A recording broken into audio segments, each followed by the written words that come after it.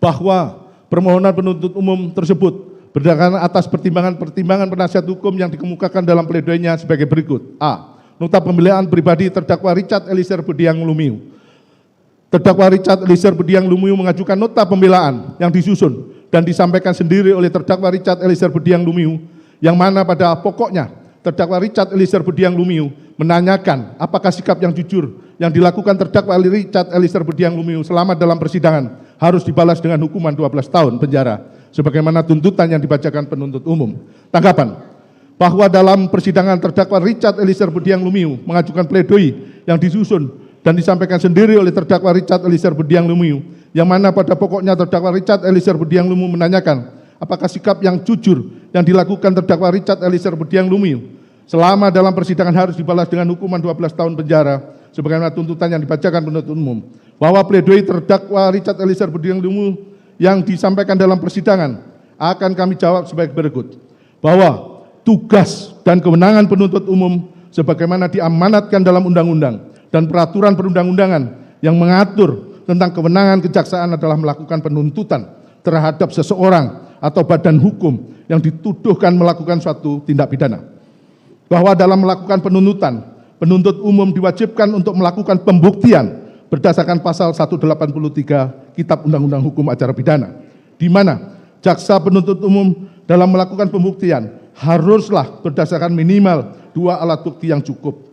Bahwa dalam persidangan yang dilakukan terhadap terdakwa Richard Eliezer Budiang Lumiu, kami, tim penuntut umum, telah dapat membuktikan perbuatan terdakwa Richard Eliezer Budiang Lumiu berdasarkan 2 alat bukti yang cukup yang mendukung pembuktian terhadap perbuatan pidana yang dilakukan oleh terdakwa Richard Eliezer Budiang Lumiu. Bahwa terkait tinggi rendahnya stratma tuntutan yang kami ajukan di depan persidangan terhadap terdakwa Richard Eliezer Budiang Lumiu telah ditentukan berdasarkan parameter penentuan yang sudah jelas sebagaimana yang diatur dalam standar operasional prosedur penanganan perkara tindak pidana umum yang berlaku dan berdasarkan peran terdakwa Richard Eliezer Budiang Lumiu dalam perbuatan pidana sebagaimana yang kami dakwakan terhadap terdakwa Richard Eliezer Budiang Lumiu tanpa tendensi apapun yang melatar belakangi hal tersebut. Dan kami berpendapat tinggi rendahnya tuntutan yang kami ajukan kepada majelis hakim terhadap terdakwa Richard Eliezer Budiang Lumiu sudah memenuhi asas kepastian hukum dan rasa keadilan.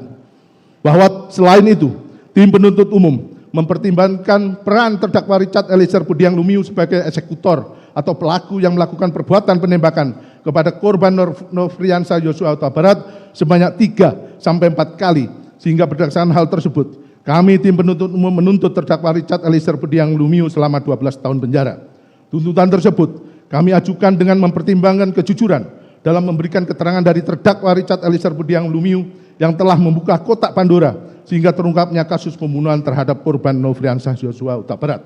Bahwa tim penuntut umum juga telah mempertimbangkan rekomendasi dari Lembaga Perlindungan Saksi Korban LPSK berdasarkan surat nomor R 0068-1.5.1 HSHP LPSK 01-2023 tanggal 11 Januari 2023 perihal rekomendasi pemberian hak penghargaan sebagai saksi pelaku yang bekerja sama bagi terlindung LPSK Saudara Richard Eliezer Budiang Lumiu dan memperhatikan poin 3 rekomendasi LPSK tersebut dimaksud sebagaimana syarat ketentuan dalam perundang-undangan khususnya dalam pasal 28 ayat 2 Undang-Undang Republik Indonesia nomor 31 tahun 2014 tentang perubahan atas Undang-Undang nomor 13 tahun 2006 tentang perlindungan saksi dan korban, yaitu A. Tindak pidana yang akan diungkap merupakan tindak pidana dalam kasus tertentu sesuai dengan keputusan LPSK sebagaimana dimaksud dalam pasal 5 ayat 2 Undang-Undang RI nomor 31 tahun 2014 tentang perubahan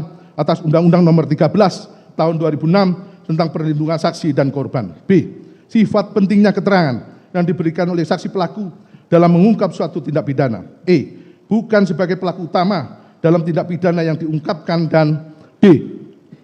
Adanya ancaman yang nyata atau kekhawatiran akan terjadinya ancaman, tekanan fisik atau psikis terhadap saksi pelaku atau keluarganya juga tindak pidana tersebut diungkap menurut keadaan yang sebenarnya. Bahwa tim penuntut umum juga sudah mempertimbangkan sehubungan dengan penjelasan pasal 10A ayat 3 huruf A Undang-Undang RI nomor 31 tahun 2014 tentang perubahan atas Undang-Undang Nomor 13 Tahun 2006 tentang perlindungan saksi dan korban, yang dimaksud dengan keringanan penjatuhan pidana mencakup pidana percobaan, pidana bersyarat khusus, atau penjatuhan pidana yang paling ringan di antara terdakwa lainnya.